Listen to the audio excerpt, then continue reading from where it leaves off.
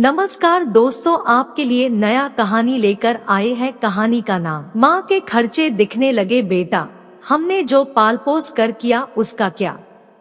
माँ, दिनों दिन आजकल आपके तो खर्चे बढ़ते ही जा रहे हैं। क्या पैसे पेड़ पर उगते हैं कि पेड़ हिलाओ और पैसे बटोर लो? मुझे मेहनत करनी पड़ती है, तब कहीं जाकर पैसा आता है। समझी आप? रोहित बड़े ही तैश में माँ से कहा जा रहा था। तब उसकी माँ ने कहा, अरे बेटा, मेरी जरूरत तुम्हें खर्चे लगने लगे हैं। हम लोगों ने क्या कुछ नहीं किया। कैसे तेरे पापा ने और मैंने दूसरों के खेत जोतने का काम किया ताकि 2 वक्त की रोटी तुझे खिला सकूं। इतना ही नहीं, तेरे पापा ने दूसरे की अनाज वाली बोरी मंडी तक में बेचने ले जाते थे। तुझे पढ़ाने लिखाने की खातिर हम लोग ने खेत खरीदे, जिससे तेरी पढ़ाई में पैसों की वजह से रुकावट न आए। और आज तू मेरे लिए मेरी जरूरतों को फिजूल के खर्चे कह रहा है। मुझे चश्मे की जरूरत है। अगर उसकी डंडी न टूटी होती तो अभी नया बनवाने न कहती, कम से कम उसी की दूसरी डंडी ही लगवा ला। उसकी वजह से न तो चश्मा लग पा रहा है, न सिर दर्द दूर हो रहा है। मुझे ऐसा लग रहा कि चक्कर खाकर कहीं गिर न जाऊं। मैं संभल संभल कर चल रही हूँ। अच्छा माँ, ठीक है, शाम को लौटते हुए लेता आऊंगा, रोहित ने बेरुखी से कह दिया। अब उसके ऑफिस में फोन लगाकर रमा जी पूछती, रोहित, तू डॉक्टर से मेरा नंबर लगवा दे या उसका फोन नंबर दे दो ताकि सिर दर्द ना हो। मुझे लग रहा कि दोबारा से टेस्ट करा लूं।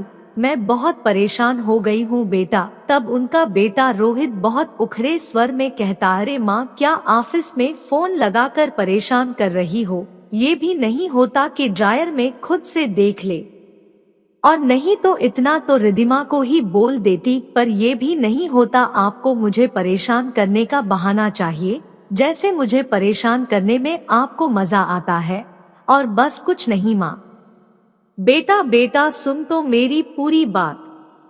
वो पूरी बात ही नहीं कह पाती और वो फोन रख देता और उनकी बहू से वे कुछ बोले। उनकी कहाँ इतनी मजाल।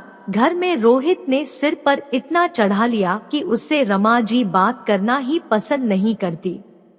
वो तो घर के काम बिन बोले कर देती थी। वो रोहित के मन का हमेशा खाना बनाती, साथ ही उसकी जरूरत से पहले उसके काम कर देती थी। पर रिधिमा को क्या, उसे उनके आने से सहूलियत ही थी। जिम्मेदारी तो रमा जी घर की निभा रही थी। मजाल है कि कहीं धूल का नाम निशान दिख जाए। रोहित और रिधिमा उनका कभी एहसान एहसान नहीं मानते। जब से शहर आई तो पति की यादों से दुखी नहीं रहना चाहती थी। बस वो बिजी रहकर अपने दुख दर्द को भूलना चाहती थी। बहू भी ऐसी मिली कि कुछ पूछो ही मत। वो तो एक की 4 सुनाने वालों में से थी। खैर, उनका सिर दर्द से फटा जा रहा था। उन्हें माइग्रेन की शिकायत थी। अगर चश्मा न लगाएं तो सिर भारी सा हो जाता। इससे बहू बेटे को क्या, घर मकान तो उनके नाम तो हो चुका था। पति के गुजरने के बाद शहर में माँ को रोहित ले आया और उनसे मकान, खेती के पेपर पर जब साइन चाहिए तो कहा, माँ, यहाँ गांव में अकेले रहकर क्या करेगी? तू मेरे साथ अपने घर में रहना और ठाठ करना। शहर वाला घर वो भी पापा ने दिलाया था। वो भी तो आपका ही है। रोहित अपनी चिकनी चुपड़ी बातों में गांव का घर, खेती बिकवा कर ले आया था। अब वो पति के गुजरने के बाद बेटे साथ रह तो रही थी, पर उनका मन नहीं लगता। उनसे तो सुकून से मीठे बोलने के लिए कोई नहीं था। वो तरसने लगी थी कि कोई उनके पास हंसे बोले, पर ऐसा नहीं हो रहा था। उनसे बहू बराबर का काम कराती। उनके घर के नौकर को देने वाले पैसे भी बच रहे थे। इसलिए रिधिमा के रमा का आना एक सुखद एहसास बन गया था। सास बहुत काम जो कर लेती थी, वो भी बिना थकान के उन्हें काम करना बिल्कुल नहीं अखरता था। पर आज उन्हें उनके मनोहर जी की एक एक बात याद आ रही थी। वो कहते थे, देखो रमा, मैं जब तक हूँ तब तक हाथ में रकम रखूंगा। नहीं तो हाथ खाली होते ही कोई इज्जत नहीं रहती, न ही कोई साथ देता है। आज रमा जी को चश्मा ठीक कराने के लिए बेटे के आगे हाथ फैलाना पड़ रहा था, पर करे भी तो क्या करे, उसके पास कोई रास्ता नहीं बचा था। वह बेटे के मोह में खेती मकान बिकवा दिया और शहर वाला घर भी उसने अपने नाम करा लिया। इस कारण वो बेबस सा महसूस कर रही थी। बहू रिदिमा की किटी थी तो वह तैयार होकर निकल गई। अब तो उनसे जितना काम हो सकता उन्होंने किया। रात हुई तो बोली, बेटा रोहित मेरा चश्मा बन गया कि नहीं, मेरा सिर बिना चश्मे के बहुत भारी भारी लगता है। तब वो कहने लगा, माँ मेरे पास एक ही काम नहीं है कि आपका चश्मा बनवाने बैठा रहूं, मेरे पास ऑफिस के अलावा हजारों काम है, आप खुद क्यों नहीं चली जाती है, खुद भी तो बनवा सकती है। तब इतना सुनते ही वो बोली, बेटा एक तो तूने न तो चश्मा बनवाया, नहीं मुझे डॉक्टर की पर्ची बताई, नहीं तो मैं ही मेडिकल से सिर दर्द की गोली ले आती। आजकल तू मुझे पैसा भी नहीं देता है। अब बता, मैं अपनी परेशानी तुझसे न कहूँ तो किससे कहूँ। आखिर बेटा है तू मेरा, बहू तो पराया खून है, उससे क्या उम्मीद करूं, उसे वैसे भी तूने सिर पर चढ़ा कर रखा है। उससे कुछ बात न करो, वो ही मेरी बेहतरी होगी, क्योंकि कुछ भी बोलो तो नमक मिर्च लगाकर झगड़ा अलग करा दे, वो ऐसी ही है। खैर बेटा, तू मुझे अभी 2000 रुपए दे दे, जितनी जरूरत होगी उतने ही दे दूंगी, बाकी के पैसे वापस कर दूंगी। फिर वह कहता, ठीक माँ कल ले लेना। अब वह रात में जैसे तैसे सो जाती है। अब सुबह बेटे के ऑफिस जाने के पहले पैसा मांगती है। बेटा बुदबुदाहट के साथ कहता, कहाँ से ले आए इस बुढ़िया को। वो सुन लेती है, क्या कहा बेटा। तब वो कहता, माँ कुछ नहीं माँ। तब खाने की टेबल पर रोहित बैठता, तभी उसकी पत्नी बोलती, अजी सुनते हो क्या हुआ, केरल ट्रिप की टिकट का बुक हो गई थी, तैयारी भी हो गई है, हम लोग को कब निकलना है। तब रमा जी कहती, अरे रोहित तूने बताया नहीं कि तुम लोग कहीं घूमने जा रहे हो, घर में मेड भी नहीं है। तब वह कहता, माँ तुमसे पीछा छूटे इसलिए जा रहे हैं।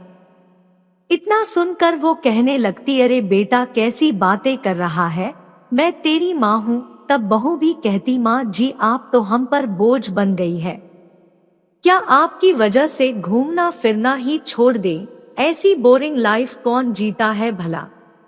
नित दिन आपके खर्च बढ़ते ही जा रहे हैं, कहीं डॉक्टर का खर्च, कहीं कुछ मंदिर में दान देने का खर्च, और भी कहीं का खर्च करना हो तो हाथ बढ़ा लो। मम्मी जी हम लोग आपसे परेशान हो गए हैं। फिर वह कहता, ठीक माँ कल ले लेना। अब वह रात में जैसे तैसे सो जाती है। अब सुबह बेटे के ऑफिस जाने के पहले पैसा मांगती है। बेटा बुदबुदाहट के साथ कहता, कहाँ से ले आए इस बुढ़िया को। वो सुन लेती है, क्या कहा बेटा। तब वो कहता, माँ कुछ नहीं माँ। तब खाने की टेबल पर रोहित बैठता, तभी उसकी पत्नी बोलती, अजी सुनते हो क्या हुआ, केरल ट्रिप की टिकट का बुक हो गई थी, तैयारी भी हो गई है, हम लोग को कब निकलना है। तब रमा जी कहती, अरे रोहित तूने बताया नहीं कि तुम लोग कहीं घूमने जा रहे हो, घर में मेड भी नहीं है। तब वह कहता, माँ तुमसे पीछा छूटे इसलिए जा रहे हैं। इतना सुनकर वो कहने लगती, अरे बेटा कैसी बातें कर रहा है, मैं तेरी माँ हूँ। तब बहू भी कहती, माँ जी आप तो हम पर बोझ बन गई है, क्या आपकी वजह से घूमना फिरना ही छोड़ दे, ऐसी बोरिंग लाइफ कौन जीता है भला। नित दिन आपके खर्च बढ़ते ही जा रहे हैं, कहीं डॉक्टर का खर्च, कहीं कुछ मंदिर में दान देने का खर्च, और भी कहीं का खर्च करना हो तो हाथ बढ़ा लो। मम्मी जी हम लोग आपसे परेशान हो गए हैं, गिरने वाली ही होती है।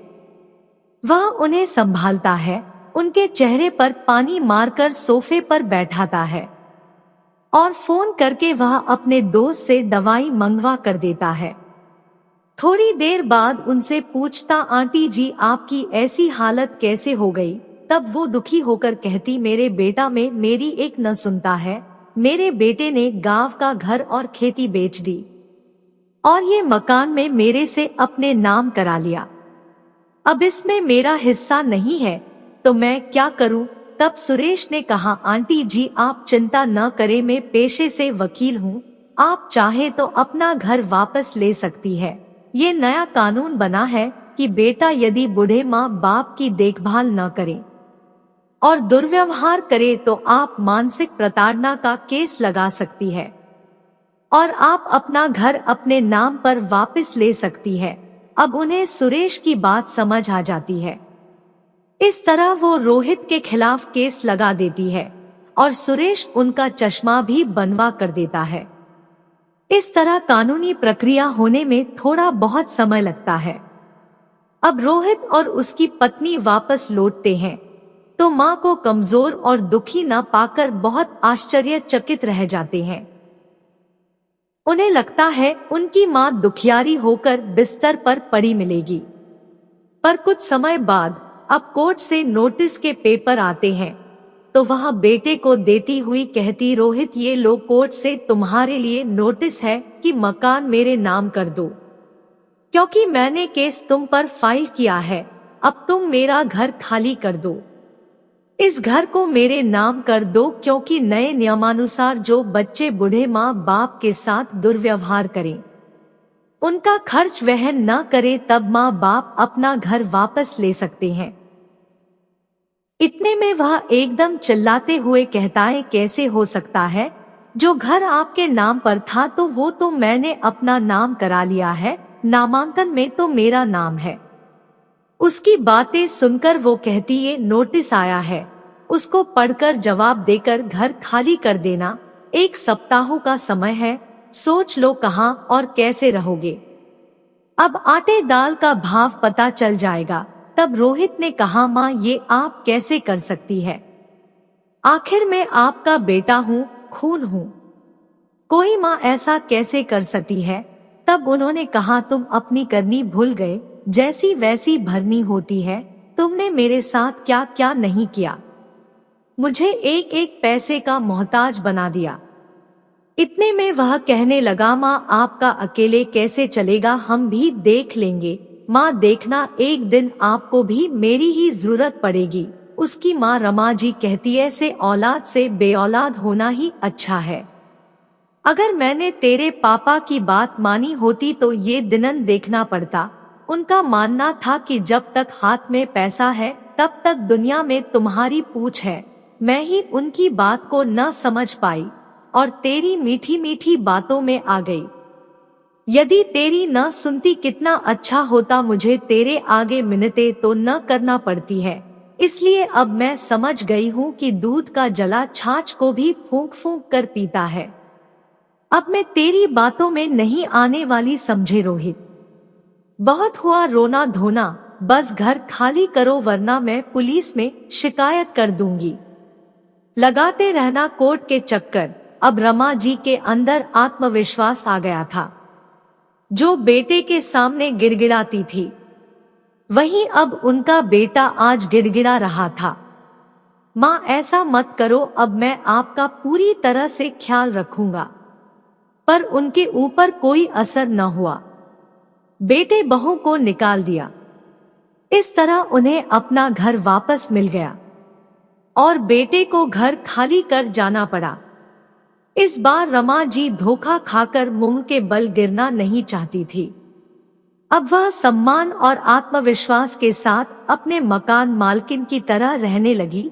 आधा मकान किराए से देने के कारण उन्हें आर्थिक परेशानियां नहीं हुई। दोस्तों, माँ को बेटे बहू क्यों बोझ मानते हैं? उन्हें छोटी छोटी जरूरत के लिए बेटे के आगे हाथ फैलाना पड़ता है।